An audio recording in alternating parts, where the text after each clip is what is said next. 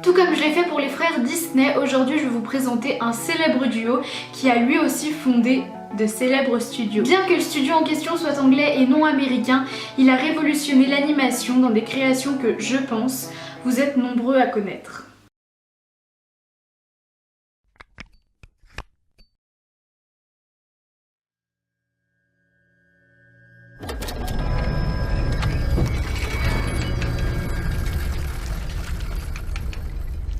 Le terme de Claymotion a été introduit par Will Vinton qui travaillait la pâte à modeler dans ses créations. Peter Lord et David Sproxton s'exercent dès leurs 12 ans à l'audiovisuel grâce à des créations en pâte à modeler. Leur volonté d'animer des matières physiques se retrouve aussi dans leur admiration pour Ray Harryhausen qui réalisait dans les années 50 des animations pour les films en prise de vue réelle. Lord et Sproxton créent donc à l'âge de 20 ans le studio Hartman. Les animateurs commencent d'abord par des publicités dans lesquelles on retrouve leur volonté de jouer avec la matière. En 1978, la BBC leur commande 2 courts-métrages consistant à recréer des scènes de vie à partir de dialogues déjà préenregistrés. Des clips vidéo leur seront également commandés et c'est grâce à toutes ces commandes que les studios Hartman vont prendre leur essor. Pendant les années 80, l'équipe du studio s'agrandit notamment avec l'arrivée de Nick Park en 1985. L'animateur avait déjà créé en amont les personnages de Wallace et Gromit,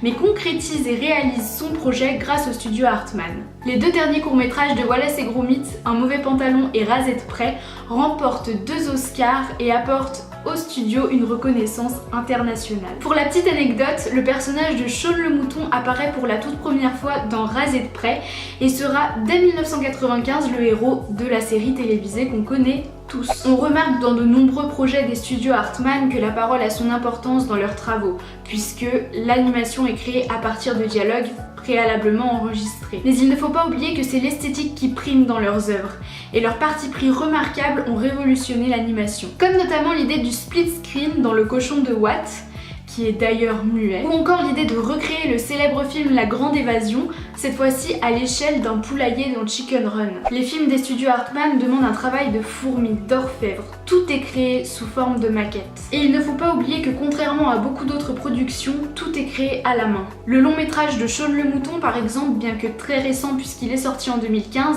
a demandé le travail de 17 animateurs sur 9 mois de tournage. Et voilà tout le monde, j'espère que cette vidéo sur les célèbres studios anglais qui ont bercé mon enfance vous aura plu. Quant à moi, je vous retrouve la semaine prochaine pour une vidéo très spéciale, j'ai très hâte mais je vous en dis pas plus. D'ici là, je vous fais de très gros bisous et je vous retrouve très vite sur les réseaux sociaux.